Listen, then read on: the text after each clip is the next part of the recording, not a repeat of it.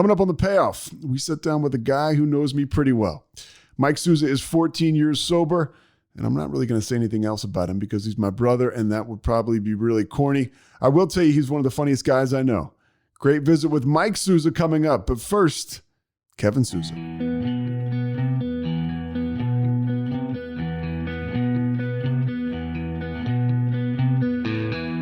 Stand by the ocean floor. Can you hear me now? Okay. Yeah, just like before. Yep, we're good. Mike, Mike Sousa joining us from, where are you right now? I'm in Pennsylvania, Bluebell. You're in your office and the weather's pretty dreary there. Yep, a little bit of snow, windy, cold. We kind of got mist getting dumped on, but I don't know, 8, 10, 12 inches, something. Yeah, that's something. All right. I mean, I'm in Texas here, so we won't have many guests. This is my brother, of course, Mike. Do you want me to call you Mike or Michael? I think listen, whatever works best for you. You normally call me Michael. I call you Mike. You do when you're Mike. There aren't many people who I will be talking to, whose houses I go over to and raid. Just walk right into the snack cabinet and raid it. But hopefully. Yeah, I'm looking forward to doing more of that soon. Mike, you're here not because you're my brother, not because you're a terrific guy, but you're here because you've been sober for many years. How many years have you been sober? So 14 years, and November 11th, 06 is when I finally stopped drinking and using drugs. So 14 years. I can't believe it's been that long. So it'll be 15 years in November, God willing. That's right. This is some special podcast. And the year after that, it'll be 16. So great. Later on, we'll do some multiplication maybe. This is awesome. So when did you, talk about dates, we're going to stick with dates or stick with events. When did you have your first drink, or when did you have your first, I guess, mind-changing situation with drugs or alcohol? It's one of those things where I can so vividly remember the scenario and the feeling.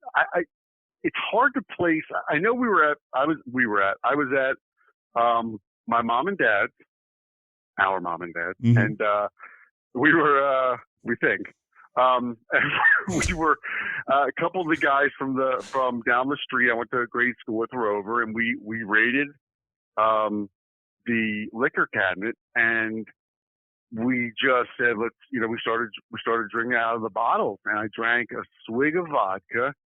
And this is that cliche thing you hear, in sobriety sometimes, but it washed over me. That feeling, and I never felt it.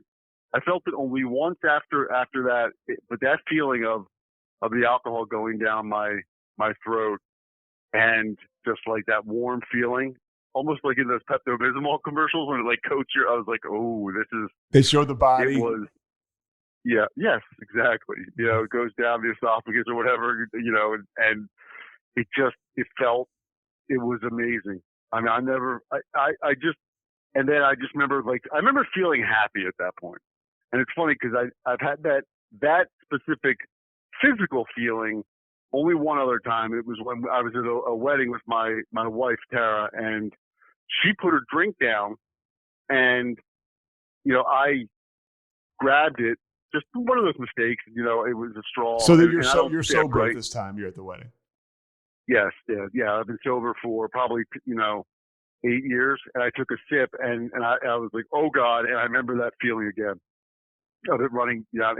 And at that point, it was a scary feeling. I was like, oh God, does this feel good or bad, or what do I do? And, it washed over. I talked to some friends, but the first time, man, that was something special. And I remember feeling like, all right, this is cool. Ballpark it for me. Cool. What were you in? You think 8th grade? I'd say anywhere from 7th to 8th grade. Okay, definitely not in high school. Might have been 6th, but I don't know exactly. So what's the next move? Like, do you remember? And I know it may be tough for you to recall this, but did you think, okay, I can't wait to do it again?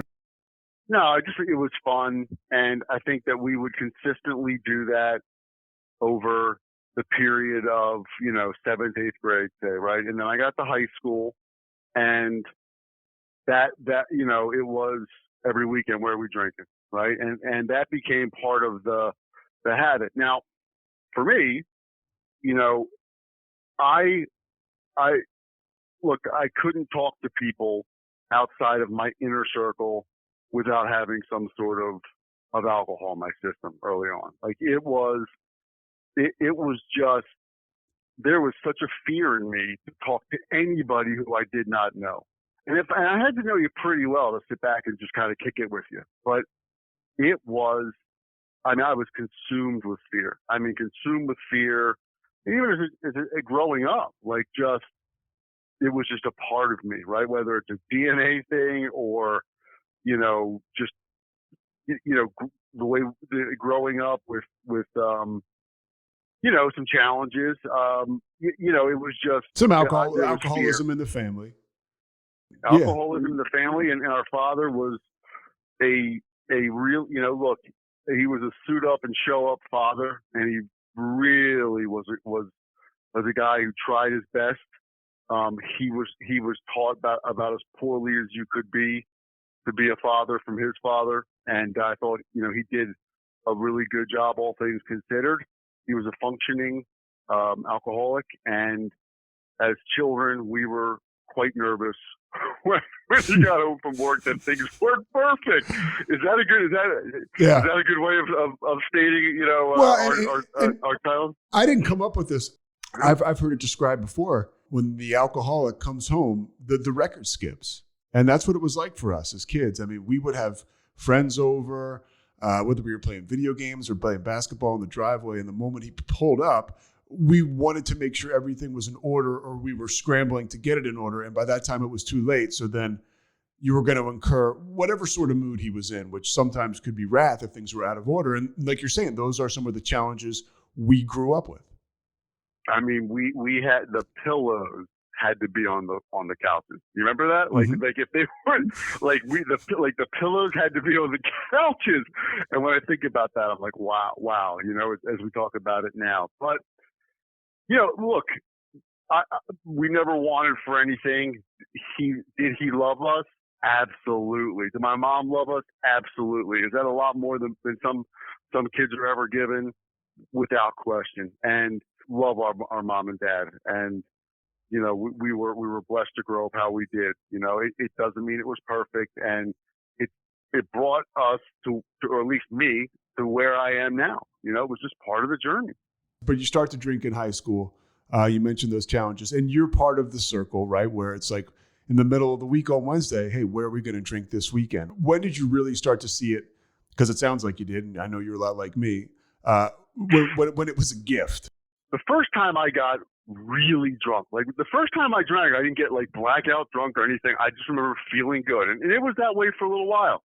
I remember I got hammered at my buddy George's house. His brother was having a party, and I was a sophomore, and his brother was 2 years older than us, and was having a party, and we were crushing Busch Lights, and we were classy from the get go, right? So but I remember that this girl, Kirsten Kramer, was like, hey, come on down. Like, I was laying in bed, like, hammered, and she said, come on downstairs. And, like, they had me walk in the straight line. It was like 7 senior girls, like, just laughing with me. Laughing, at the time, I thought they were, like, we were all having fun together, and I was their little clown. But, I was a hammered sophomore. But I remember, like, the way it felt that I could talk to these girls, and I was having fun, and I was drunk. And of course, then I blacked out after that and woke up the next morning thinking, sweet mother of pearl, what happened? But, which became a pattern for sure. So I just remember that, and I remember that I was able to talk to these girls drunk, and that was the real, like, kickoff, like, sophomore year of, like, we just drank every weekend. I've said to you before, and in general, like I'm not an uber deep thinker, right? Like I'm very just the next thing, and it wasn't like I was, at that point, like I had to drink every day or anything, or because I couldn't talk to people. Like it was just very much let's party on the weekend, and I had my group of friends there, so there wasn't a fear of that. Now, I never interacted with other schools or anything, so the people I hung with from freshman year to senior year, like we were tight. We were all in the same Yeah, group. you had a great group of friends, very close, and you did like to drink. I want to go back real quick about, you mentioned hanging out with the girls. It's almost like, because again, you and I are wired so similarly. As a kid, I would walk by those girls like a Jessie Enoch, right? A Carol. I mean, if you're me, she's 2 years older than me. She's beautiful. Mm-hmm. She seems like she's untouchable, and so she's like the New York Yankee. And it's like going to watch the Yankees, and then one weekend you're down the shore, and the next thing you know, you have drank this stuff, and now you've got the courage to talk to Jess Enoch, and she's talking back, and it's like you're playing with the Yankees. That breakthrough is for the mind of an alcoholic, and it's like you've been gifted this translator to talk to people, to have courage, to do things that you were scared to do before, and it really, really starts to work for you. It started to work for me. Yeah. I mean, it absolutely did. Look, I had such fear of women. I mean, look, I felt, growing up, high school, like the whole time, that I was less than. I was not as smart, which I probably wasn't. I was not as handsome. Like I literally thought I had nothing to offer people. Like, well, you've already showed some signs here. You're a very funny guy. Our friend Todd Glass, comedian, says, Mike has funny in his bones. Did you feel like you needed the alcohol to flip that switch too, even as a kid? Boy, I don't know. I know that I was funnier when I was drinking, I just know that when I got drunk, we would just shoot the breeze and laugh our asses off. So yeah, I was funnier when I drank, and, we would do bits and skits and, I mean, just whatever, right? We were just rambunctious guys, like just causing trouble, like knocking shit down and, whatever. It was, but, every time I got to a social situation with my friends, like we were drinking. Now, we laughed and had fun at school, and high school was not torturous for me. I loved it. I just loved it because I had great friends. We were all, we were all in like the second and third track together in terms of learning. So we had a great, it was fun. Well, Mike and I went to high school. There was honors. There was track 1, track 2, track 3. Yeah, we lingered below. We did, and deservedly so. I that's another thing. Like, having ADD and not being able to focus. And look, in a grade school, knowing that I couldn't follow the lesson plan, and you want to peel the layers of the onion back, go there, right? Like that's, watching other kids around me, like, for the most part, following what the teacher's saying, reading along. I remember I had my pens doing like a Star Wars thing, like, and just I was in my own world, like that. I could not grasp anything that the teachers were teaching at any point. The only thing that interested me was in 7th grade when I read The Outsiders, and I was like, oh, I read this book, the whole thing, and that's ADD though, right? When you love something, you love the situation you're in, you're all in. So I just, I couldn't focus. So there's another less than. I wasn't feeding my brain educationally and learning. And really, it's a shame because I was, look, I had some great teachers. My 7th and 8th grade teacher was one of the best people ever, and he really spent time with me. But the other, you were a screwball kid. You weren't championed at all, and rightly so, I guess. I don't know. They just didn't know better. So, that was it, man. And then take me through the evolution. So you get to high school. It's obviously working for you. And how does it play out from there? It's just work. It was just every week, like I said, every weekend drinking. Look, it was I was with guys who drank tons. And look, drugs are definitely a part of my story, but not in high school. I think I smoked weed like 3 or 4 times, the most. Maybe even no, in high school maybe like once. It just wasn't my thing. Yeah, and your group of friends from high school was not. It was not a dark group of guys, like you said. It was a bunch of fun guys to be around. My parents loved you guys. You guys were, they were always welcome at the house. There was a lot of time spent over the house by those guys. This never seemed like a problematic group of guys. However, Mike, you guys are getting drunk every weekend, and the parents are kind of in tune with that. It's almost like, I'm not going to say they greenlit it, but they were pretty much aware of what was going on. I would think you'd get like a sly look from some of the other parents, like we know what you guys are up to late night or whatever. It wasn't like this is terrible. And did we do stupid things? Like, yeah. Ultimately, it was a good group of people. Like, we were not up to like terrible things.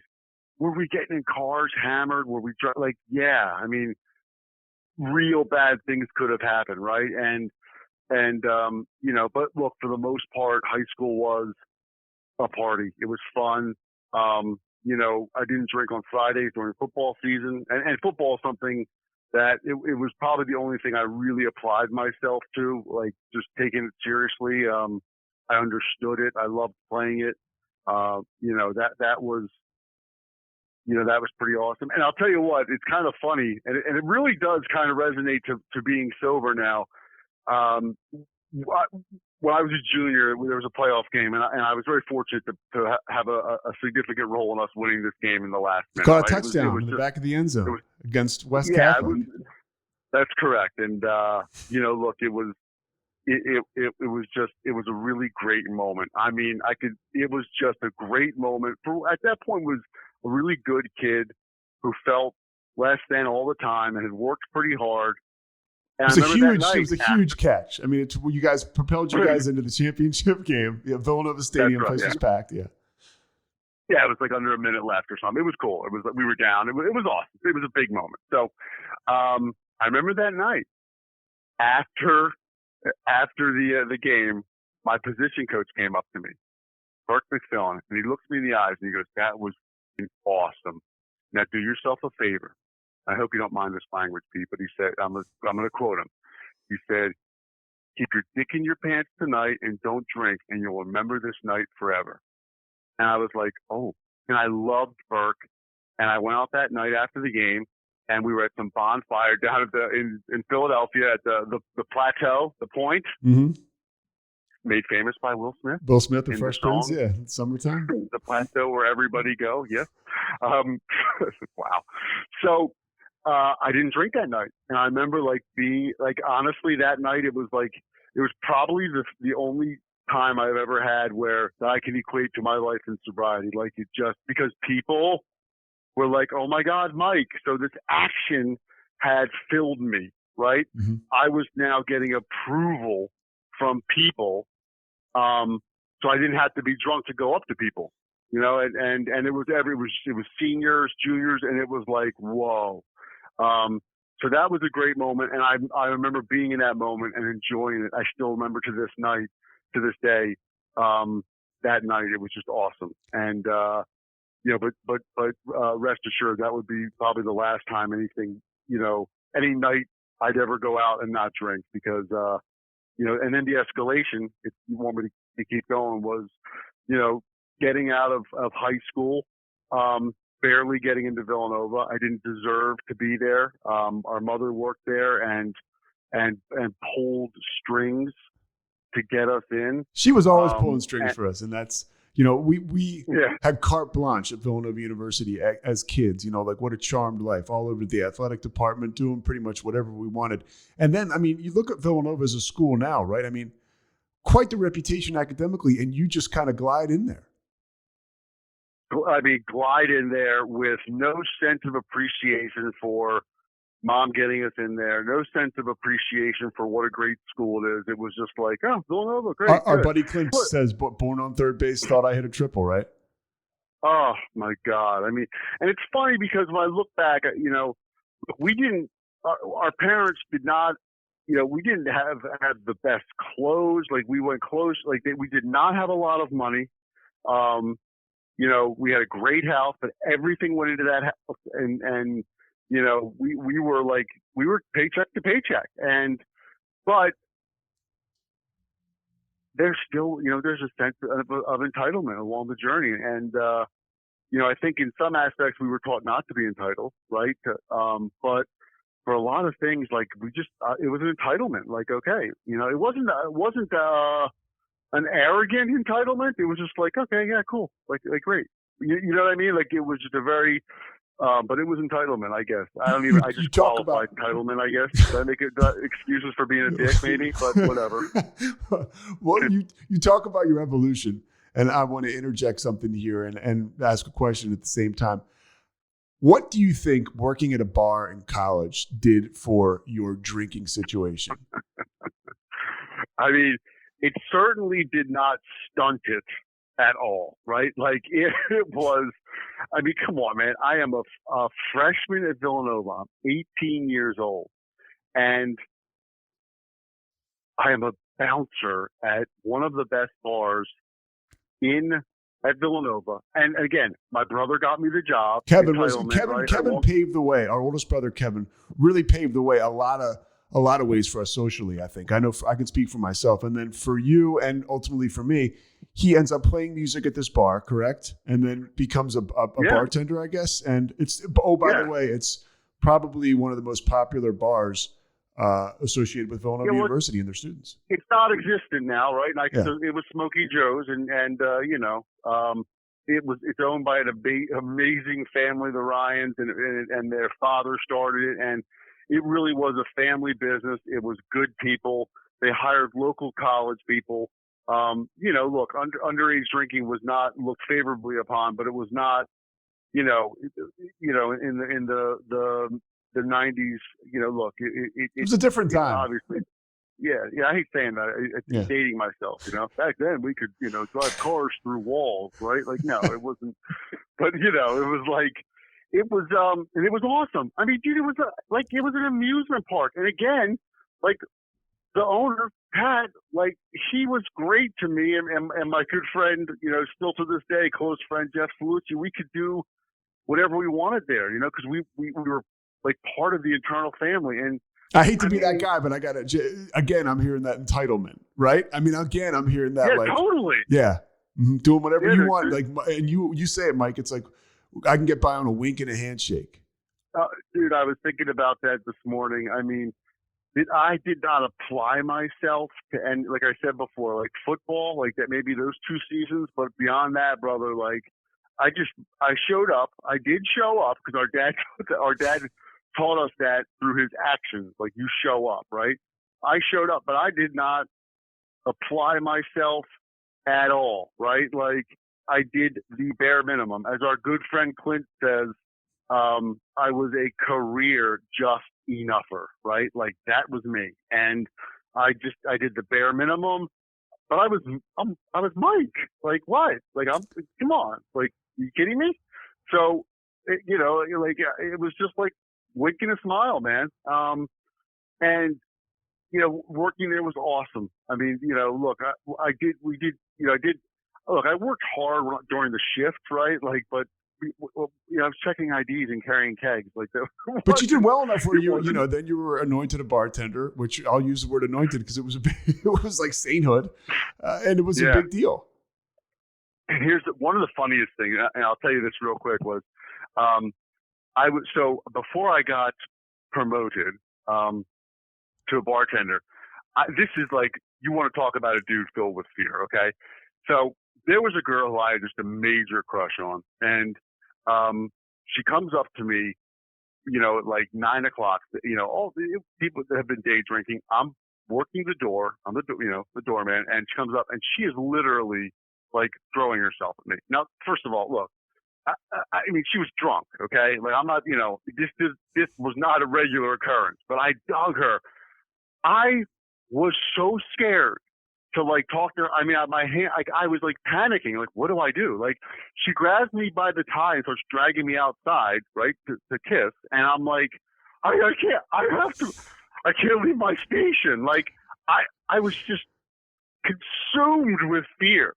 And then we could start drinking at midnight. So I've got like four Unbelievable. draft beers. Doormen could drink draft beer starting at midnight. There's talking about a powder keg, like here we go. So well, the idea was they could sip a drink, right? Yeah, I guess that was so the idea. Yeah, so midnight by so by 12:30 I've got a pitcher of beer in me, and I'm like, where is she? And she was gone for the night. But that was the fear. I could not talk to a girl. It was, and look, man, and some girls like, well, God, what a nice guy, but no, there was no motive of being a nice guy.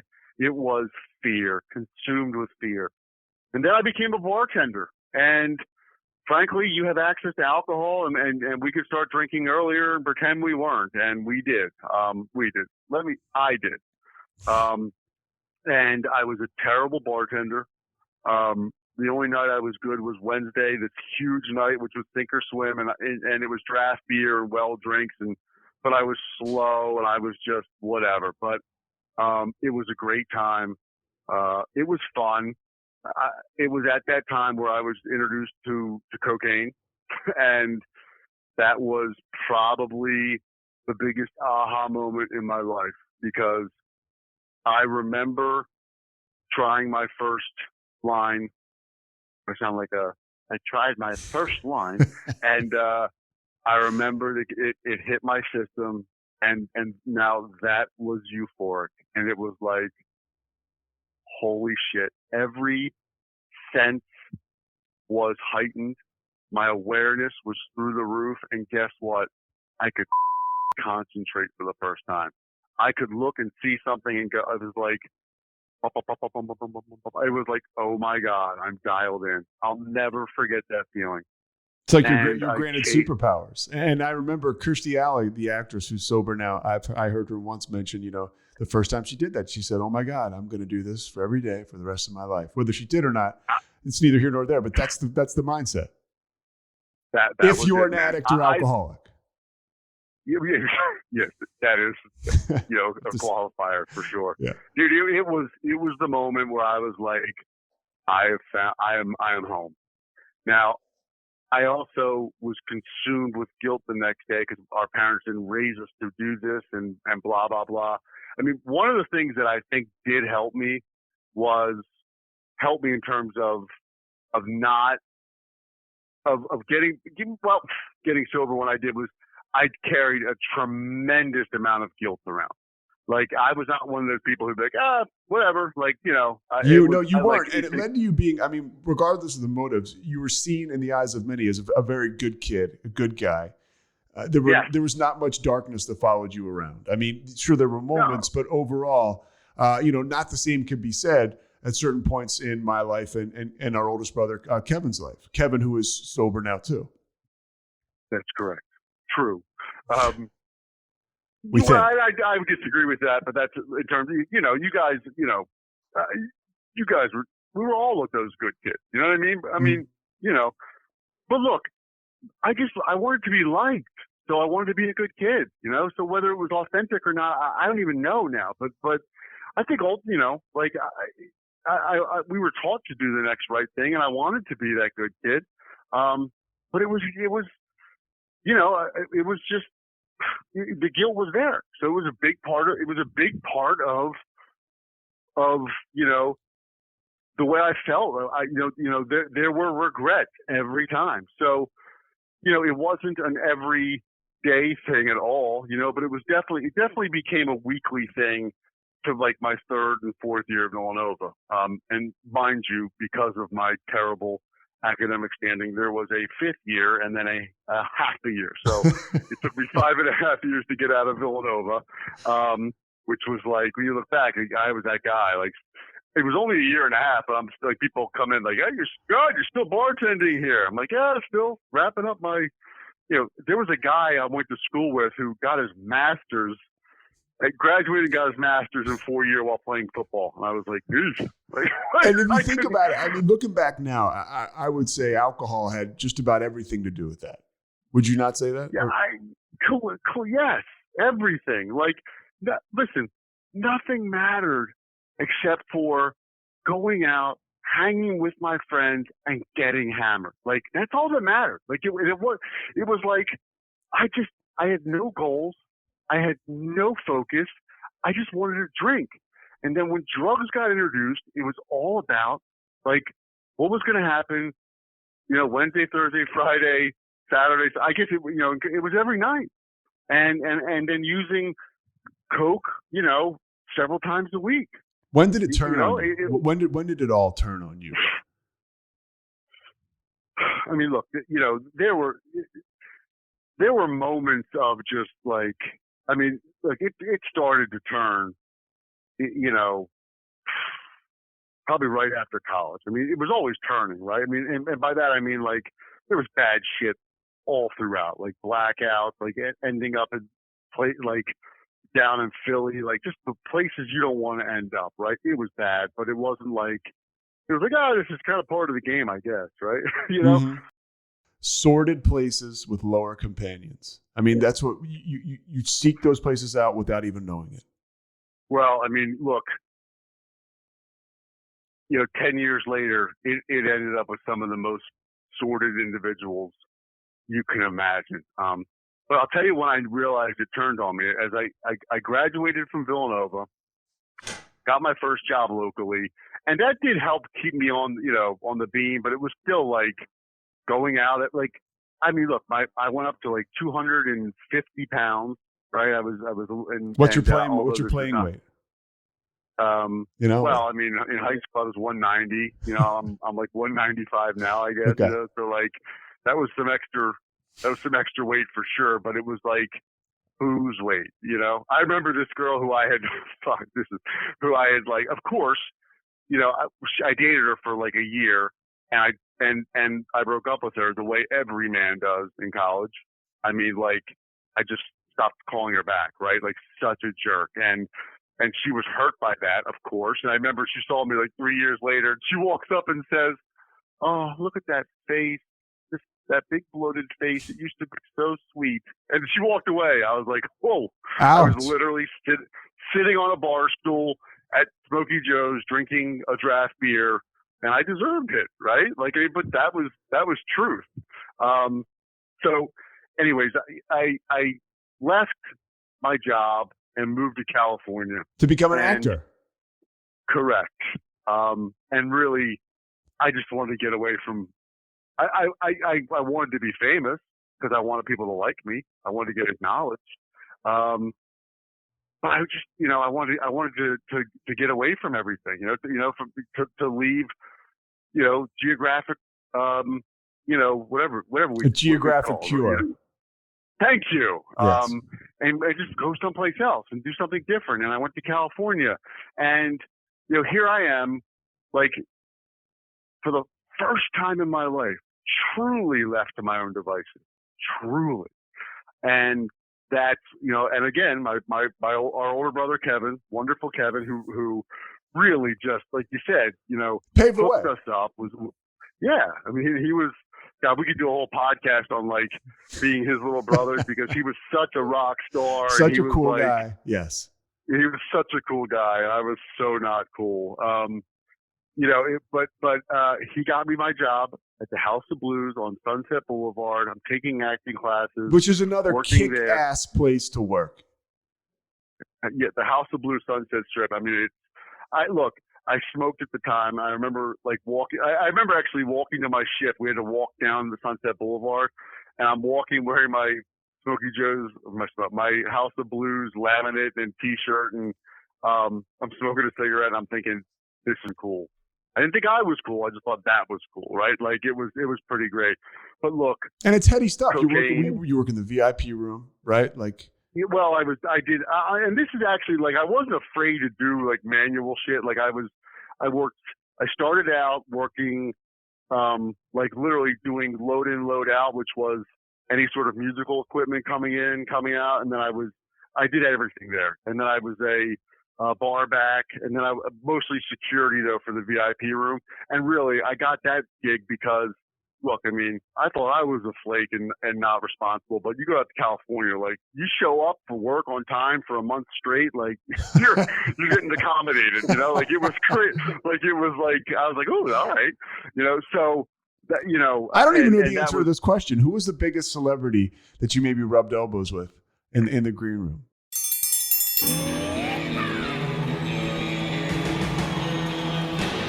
Hi, I'm Hank. You might remember me from a show called King of the Hill. Check out a King of the Hill rewatch podcast. These boys ain't right, but they are funny. Find the podcast anywhere you get your podcasts or at roguemedianetwork.com. I tell you what.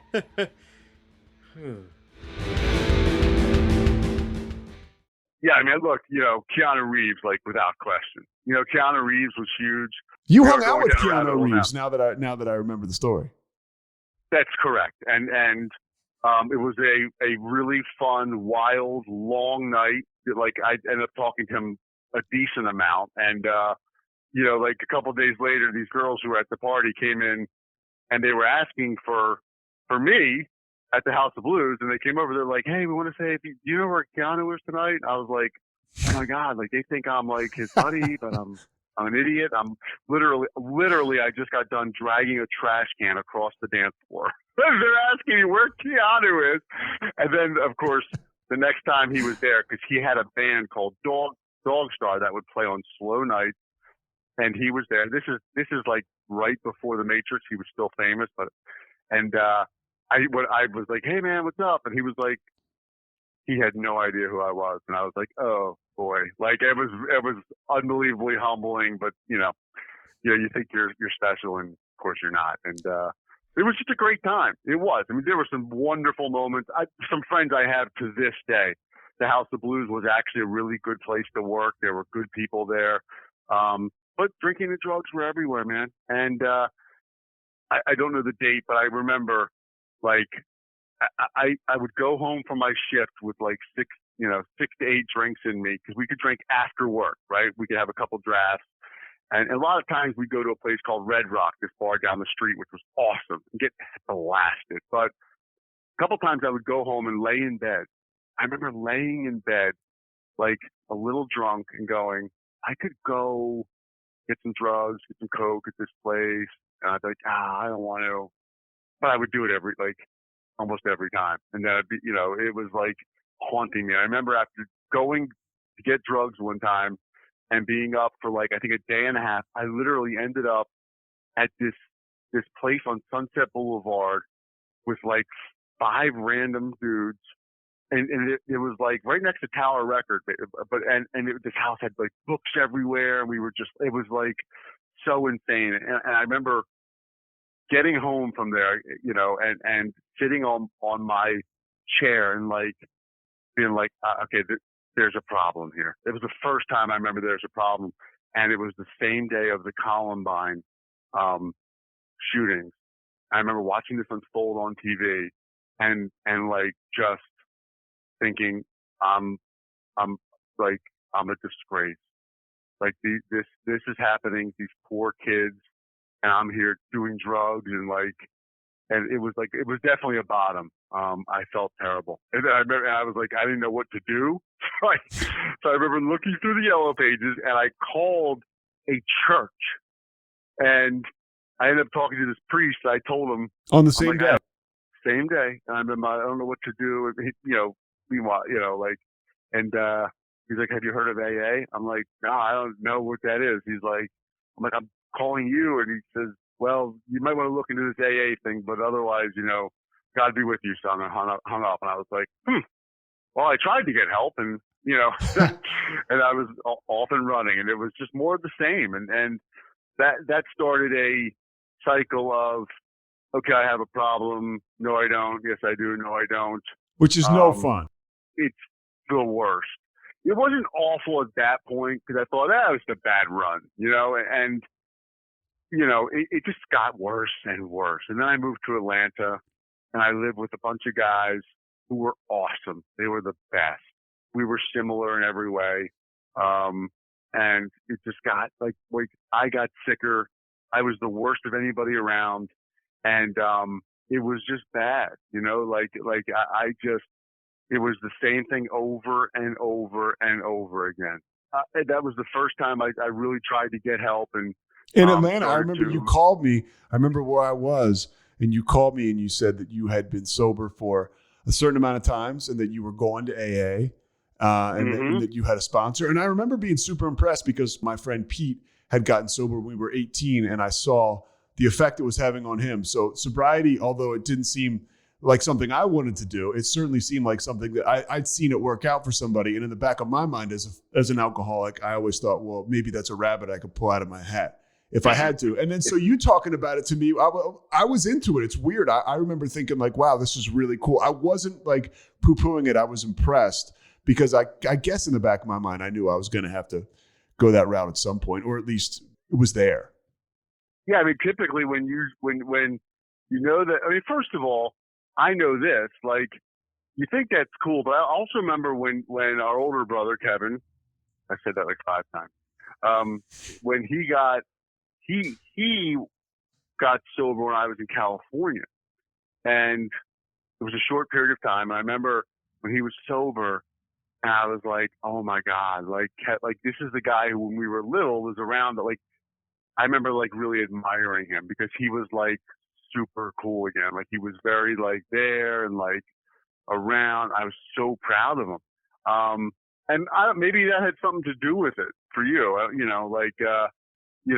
and then also knowing that typically people who have some sort of an issue and want that resource to be available for them, they're like, oh, okay, that's cool. They'll ask the most questions. So anyways, so you go to AA, you're in Atlanta. How does that grab you? I was a visitor of the program. I would go to a couple of meetings a week. I had a great sponsor who always looked at me and said, Michael, when are you going to realize you're full of shit? And I remember thinking, like, I would get mad at him. I'd go home and be like, him, man. Like, he doesn't, like, I'm being totally honest. Like, I remember being really mad about it. And he was so right. Like, he knew, like, it was like I was not ready. I was not honest. Nothing. Like, it was just, but you know what it was? It was a break for me to clear my head. And I did. And I got right back on the horse after 6, 7, whatever it was. And that led to my first understanding of knowing that there was a way out and not wanting anything to do with it because it's just not cool. And also knowing that, like, I would never, ever be able to talk to it. Like, I couldn't socialize with people unless I knew you.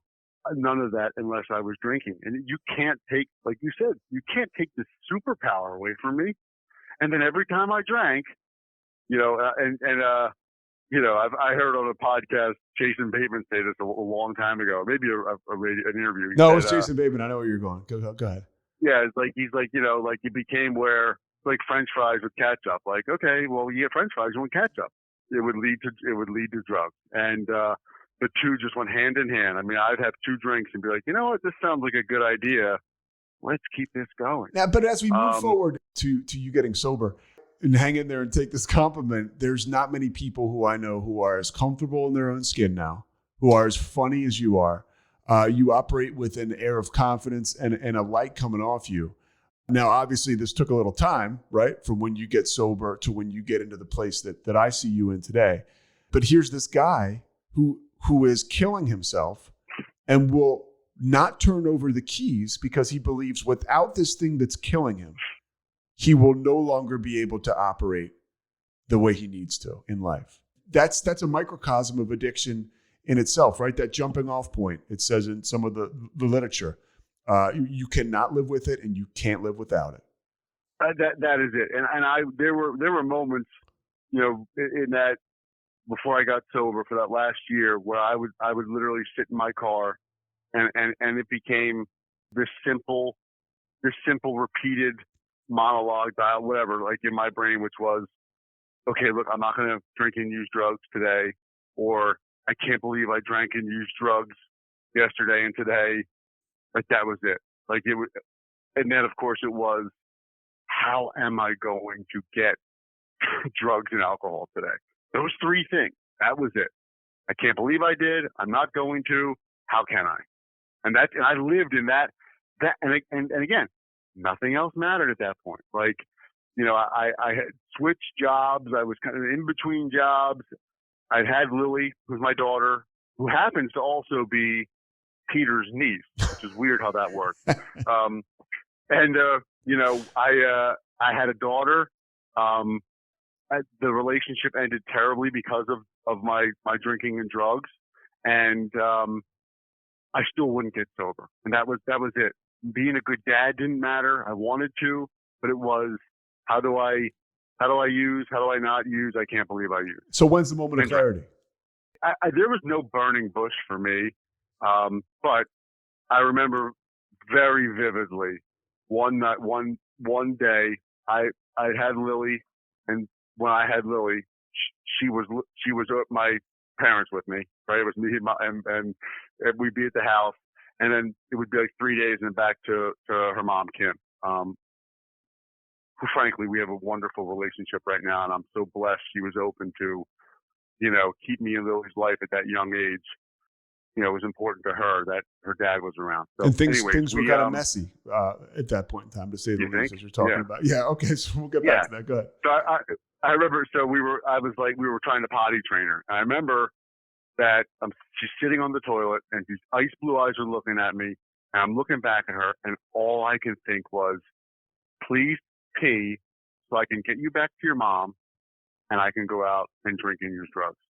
And I remember that, and as I dropped her off, I was like, I cannot believe that's all I thought about, looking at this beautiful girl. And I still went out and drank and used. I went to another meeting shortly thereafter, and that thing was in the back of my head. That was like, I can't, look, everything had happened. Like, police had been involved before. Like, I wasn't working. I was living at one point at my friend Jeff's like back room. Like, I've told the story before where I literally had nothing, but I had everything I needed. And then it just was like, okay, the stakes finally got high enough, realizing that I wasn't being the father that I should be.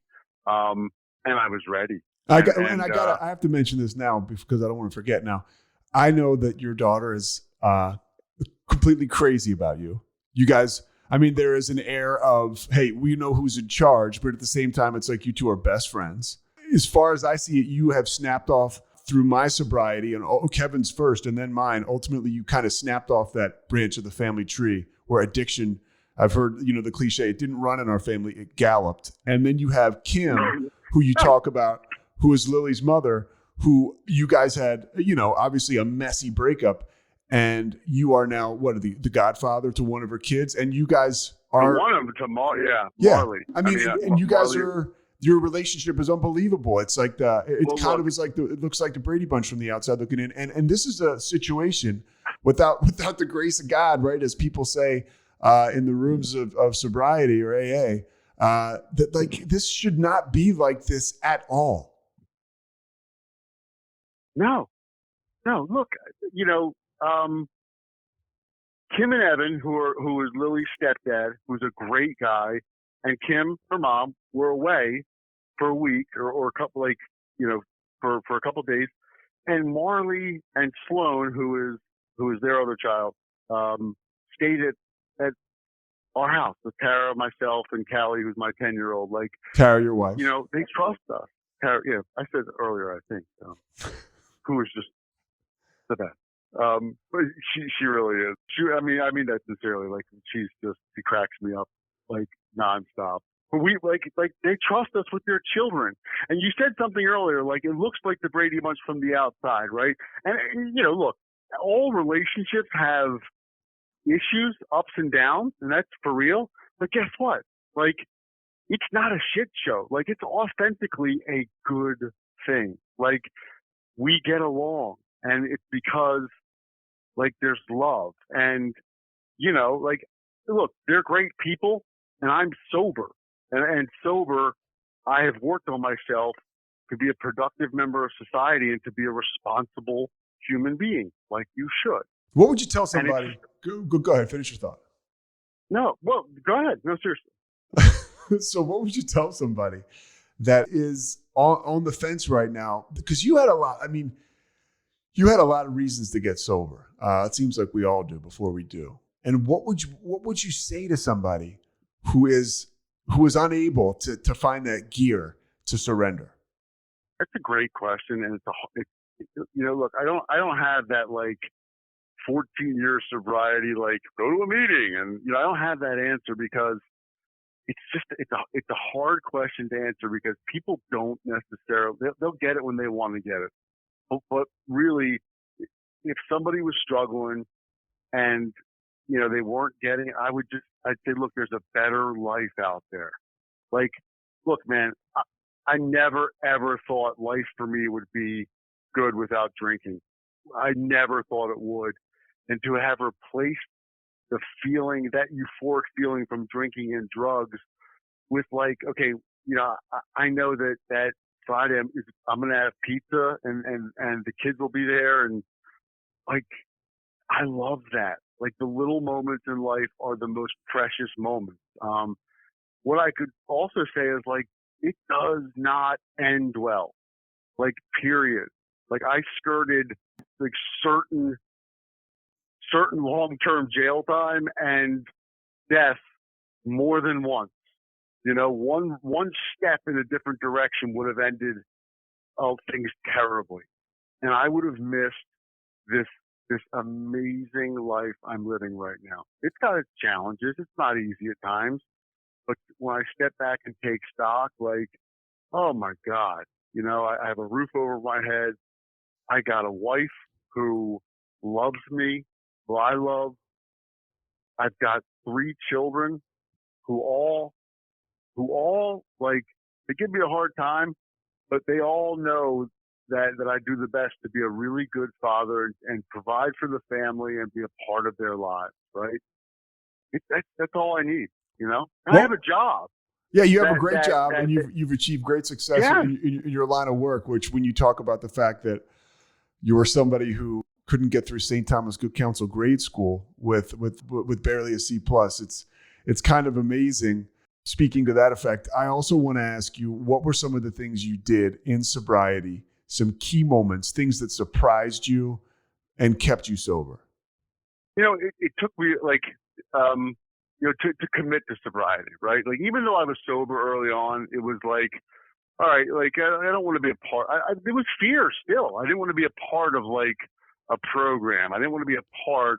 And at some point, it's like, look, you got, there's a quote like, if you want to take the island, you got to burn the boats sometimes, and you got to go all in, and I did, and it's been the greatest thing I've ever done, right? To commit to the program, to a program, to be truly vulnerable, to work these steps, to dig through what made me like this, right? Ultimately, like to fix things, because it's one thing to be sober, but it's another thing to be part of a system that encourages you to improve yourself, right? You don't have to, but you see people around you who do it, and you're like, well, how did that happen? And they say, well, I just did these things.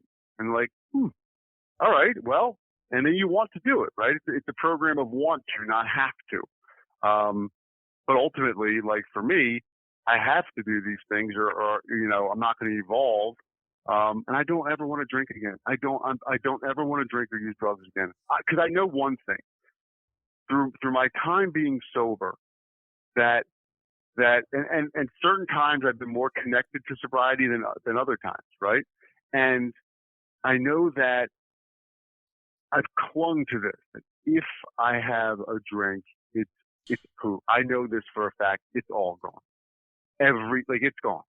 I know that if I drink again, the run I'm going to go on is going to be like just train wreck after train wreck.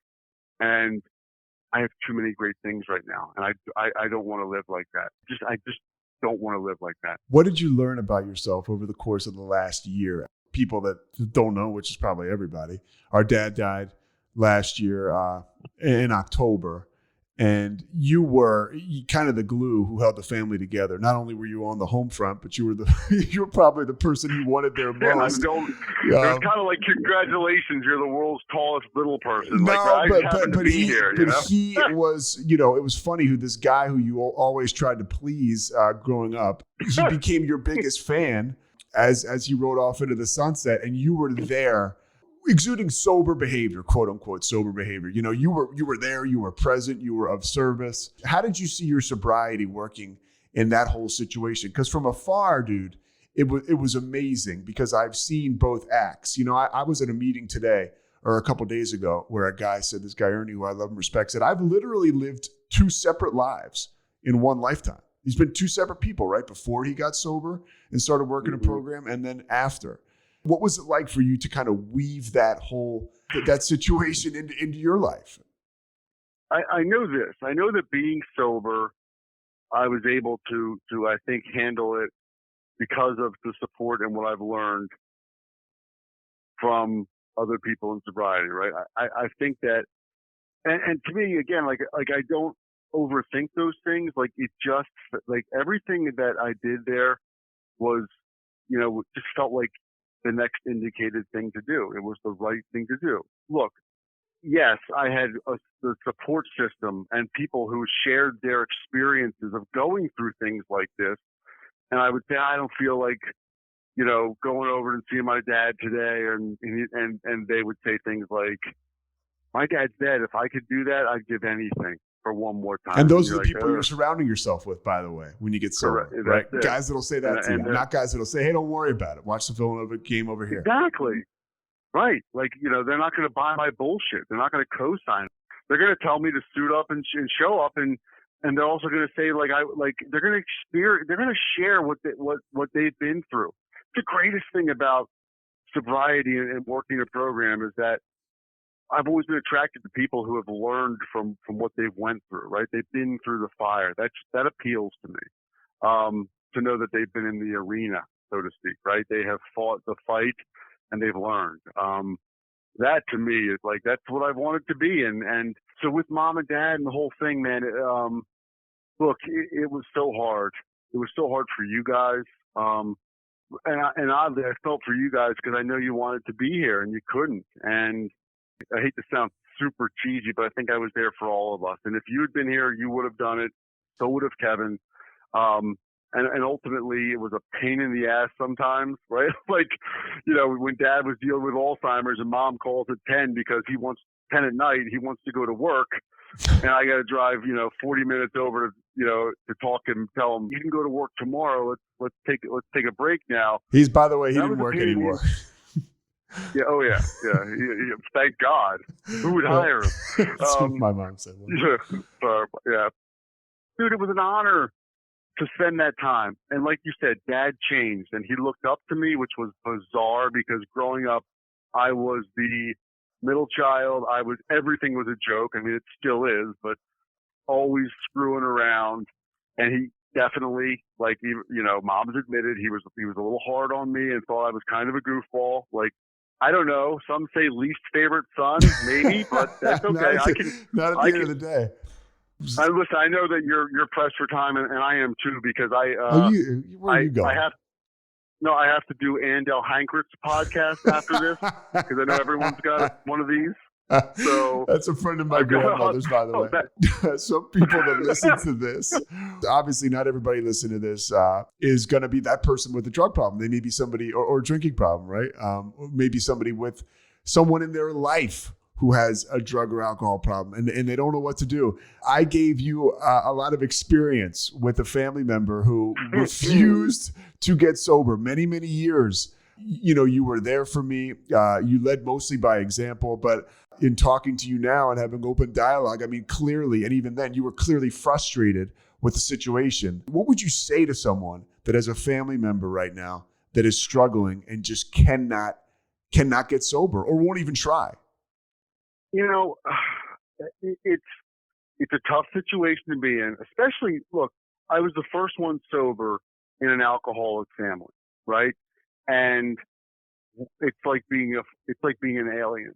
I mean, it's literally like it's watching this world around you and trying not to judge, but like everyone's hard on you because they think you're judging them. It was just this really bizarre place to be in.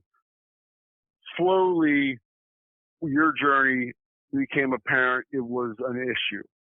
And mom and dad, to their benefit, realized it was an issue. And they got scared for you. And I think one of the things that helped was, and look, I'm not a parent of someone who's got this problem. It may happen someday.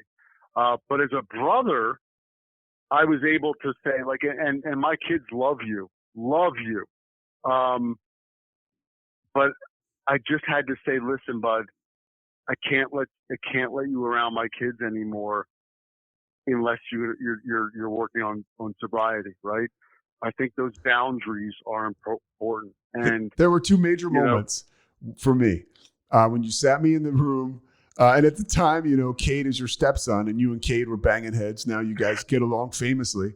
But I remember you said, I don't want you to be around Lily. I don't want you to be around Callie, and I don't want you to be around Cade. And I was like, this guy doesn't even like Cade. I'm not even allowed around him. And really, that was the moment when I started to try. Another reason is I had this terrible incident that I'll get into sometime here. I mean, it's not the worst thing I did, but I was at the end of my rope, and it had gotten back to you that I was with this girl. There was a car that ended up in Murph's Creek, who's one of my dear friends, who's a sober guy today. And my phone was lost in the creek or whatever. And there was no way you should have had this girl's number. And I was with this girl, and her phone rang, and it was you. And I was like, she's like, it's your brother. I'm thinking, you say mother of pearl. I was like, oh my gosh. So at that point, there were certain things that happened, but those two moments for me were major. And then a month later, I'm sober. But you do need that family member, I think, too, in my experience. And that's all I have. Because I loved you so much and thought so much of you. When the line was drawn by you and by mom and dad, I don't know, that there was an effect that had on me that forced me to move, man. The walls were closing in, and I was out of moves. Yeah, but also, like, I think, like, it takes a village. Like, you were ready. There were other people in your life who were examples.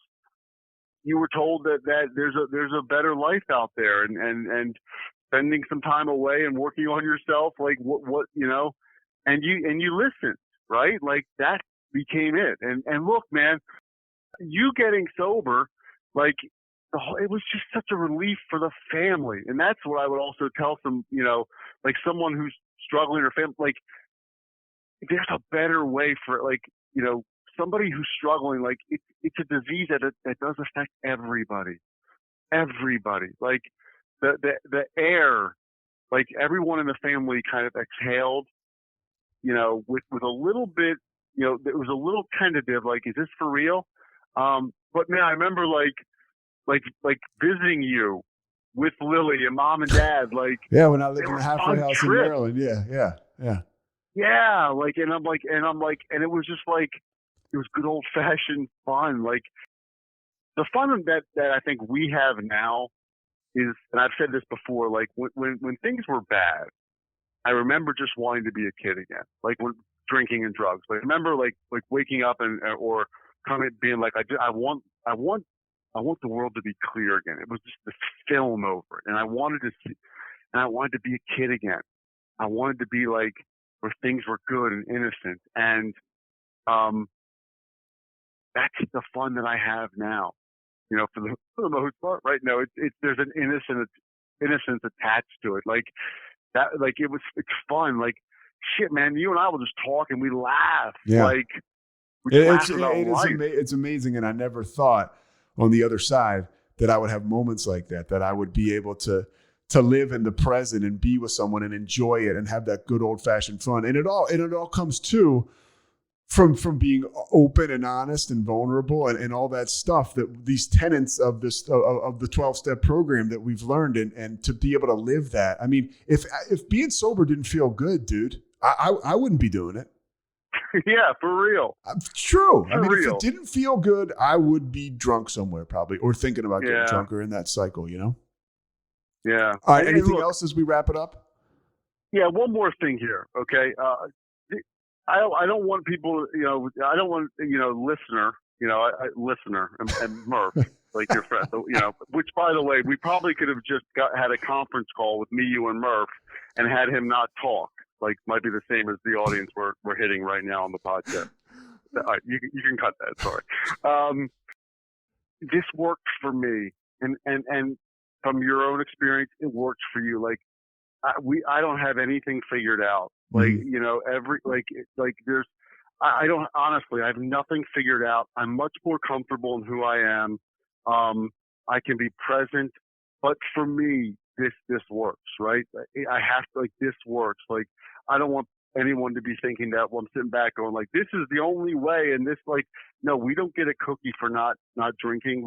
We're doing what we should be doing.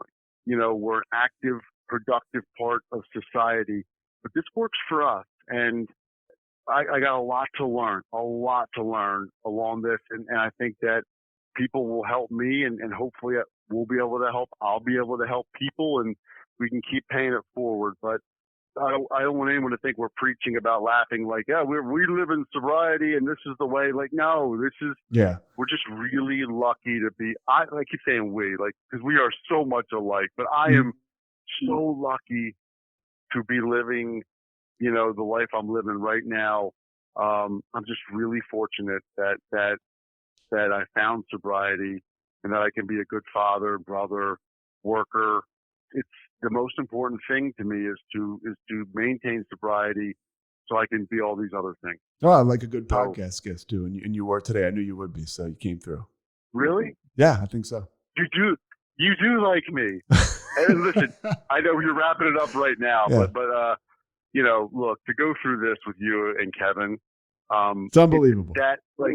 It's been the most amazing gift of this program. I mean, to now not have brothers, to have sober brothers and sober best friends to go through life with, like, it's a joke that it's this good. I mean, I couldn't have a better relationship with you two guys. I mean, I love it. I love that we're going through this together. It's just such a blessing. And I really, I love you, buddy. And I love your sobriety and you've pushed me to be better in my sobriety often.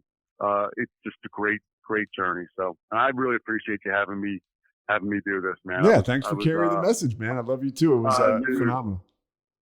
Honored to be a part of it. And thanks for the I love you too as a throwaway. That means a lot. Yeah, that's right. And the worst part about this for people is now they can listen to Kevin as he plays this out. Now people can go throw up. Thanks so much for listening to the Payoff with Pete. Once again, I'm Pete Sousa. And of course, we are part of the Rogue Media Network. All kinds of good podcasts you can find at roguemedianetwork.com. And of course, you can find this podcast and all those other ones wherever you get your podcasts, iTunes, Spotify, other spots like that. This has been Rogue Media Network Podcast.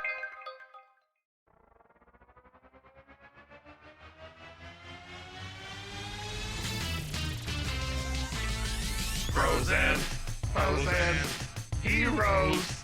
Gonna tell you about pros and heroes. Gonna tell you about.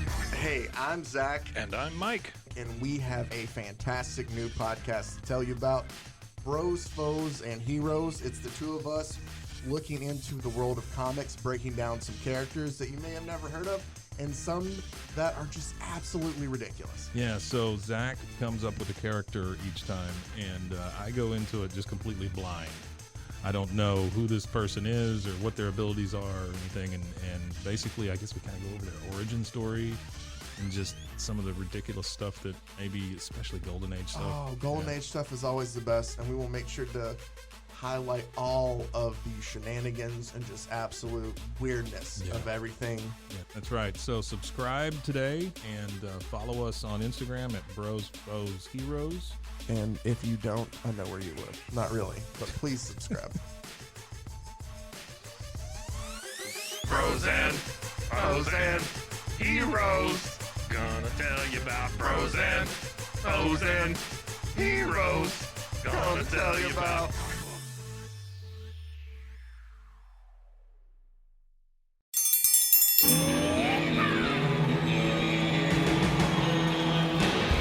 Hi, I'm Hank. You might remember me from a show called King of the Hill. Check out a King of the Hill rewatch podcast. These boys ain't rap, but they are funny. Find the podcast anywhere you get your podcasts or at roguemedianetwork.com. I tell you what.